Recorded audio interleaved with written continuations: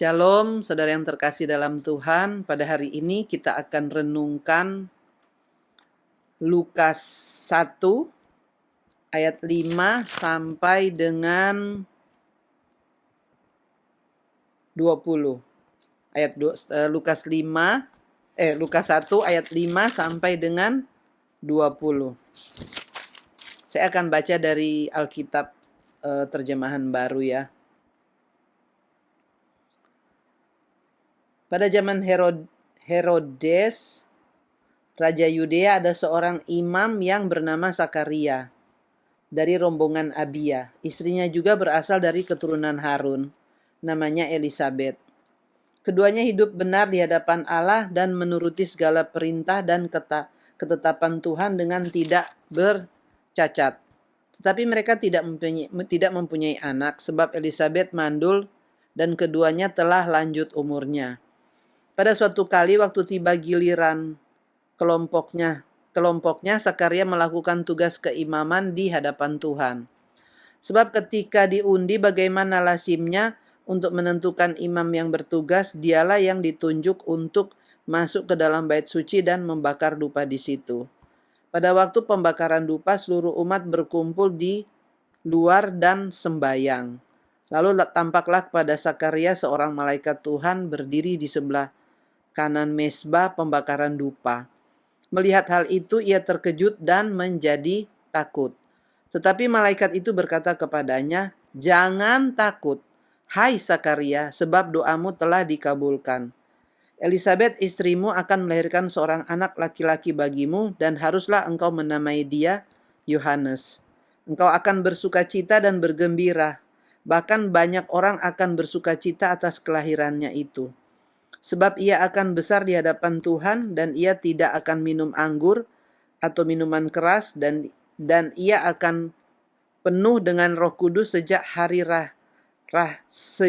dari rahim ibunya, dan ia akan membuat banyak orang Israel berbalik kepada Tuhan Allah mereka. Ia akan berjalan mendahului Tuhan dalam roh dan kuasa Elia untuk membuat hati para bapak berbalik kepada anak-anaknya dan hati orang-orang durhaka kepada pikiran orang-orang benar. Dengan demikian ia menyiapkan bagi Tuhan suatu umat yang layak baginya." Lalu kata Sakaria kepada malaikat itu, "Bagaimanakah aku tahu bahwa hal ini akan terjadi? Sebab aku sudah tua dan istriku sudah lanjut umurnya." Jawab malaikat itu kepadanya, "Akulah Gabriel yang melayani Allah, dan aku telah diutus untuk berbicara kepadamu untuk menyampaikan kabar baik ini kepadamu.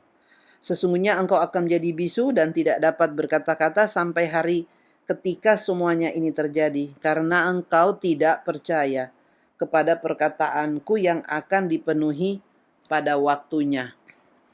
Sebenarnya kalau kita membaca Lukas 1 ini ya, ini ayat-ayat yang tidak asing lagi. Ya, di mana malaikat Gabriel datang kepada Sakaria waktu dia sedang bertugas sebagai seorang imam, karena dia memang keturunan Lewi ya. Dan setahun sekali mereka harus masuk ke bait suci untuk bertugas membawa persembahan ukupan. Dan Pak Sakaria waktu itu yang dapat tugas ya, dibuang undi. Nah, pada waktu dia di dalam bait Allah, tentunya harusnya secara logika ya, itu kan tempatnya Allah berada kan, dan tentunya harusnya secara logika juga orang mengerti bahwa di situ tempat Allah berada, tempat kehadiran Allah ada. Tapi di sini dikatakan si Sakaria sangat terkejut waktu dia melihat ada malaikat yang berdiri di sebelah kanan mezbah pembakaran dupa. Ini aja sudah menunjukkan ya mungkin ya mereka itu jarang melihat malaikat, jarang hal-hal yang secara rohani itu mereka langsung melihat langsung gitu ya.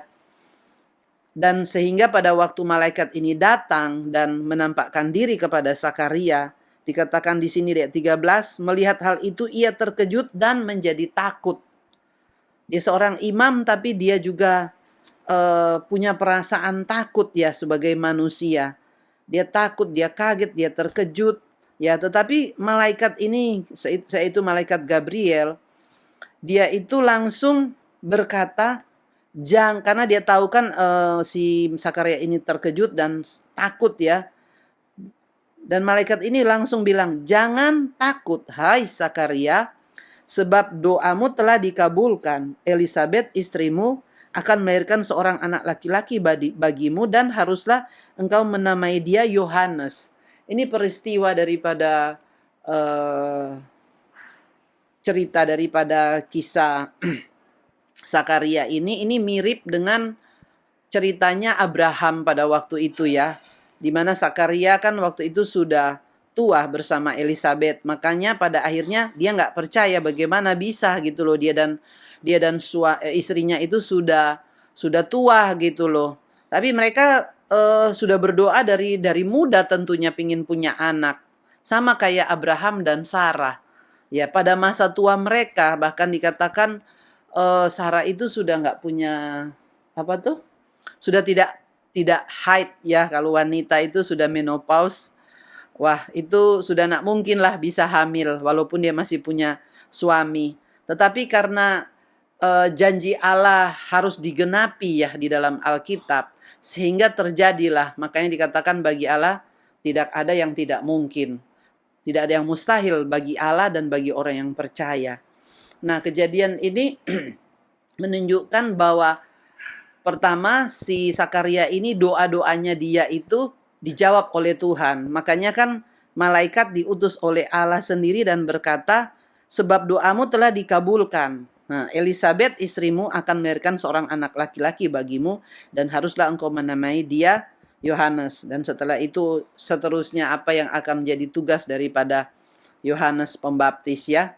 Nah, di sini Tuhan sedang mengingatkan kepada saudara dan saya bahwa kalau hari-hari ini kita sedang berdoa, atau bahkan tahun lalu kita sudah berdoa, atau bahkan waktu kita baru menikah pun sudah berapa puluh tahun doa-doa kita itu belum dijawab oleh Tuhan. Nah, ini saatnya ada kabar baik bahwa malaikat Tuhan datang mau sampaikan kebenaran dari Allah bahwa saatnya sekarang doamu itu dijawab oleh Allah. Amin. Saatnya doamu itu dijawab oleh Allah. Mungkin bahkan engkau sudah lupa kalau doamu itu sudah begitu lama engkau minta sama Tuhan. Tapi tiba-tiba hari ini malaikat Gabriel mau berkata kepada kita bahwa sebab doamu telah dikabulkan. Amin. Doa saya dan saudara telah dikabulkan. Saya percaya ada begitu banyak doa-doa kita yang Tuhan masih belum jawab. Ya, tapi hari ini Tuhan datang dan dia mau berkata lewat malaikatnya Gabriel, doamu telah aku kabulkan. Saudara mau percaya apa tidak, tapi ini firman Tuhan yang datang kepada kita pada hari ini ya. Nah, waktu itu pun kita terus ya, Sakaria ini masih nggak percaya ya dengan apa yang dikatakan oleh Gabriel. Padahal Gabriel sudah jelaskan panjang lebar apa visi Tuhan sehingga dia nanti akan memiliki anaknya sebagai Yohanes Pembaptis itu ya.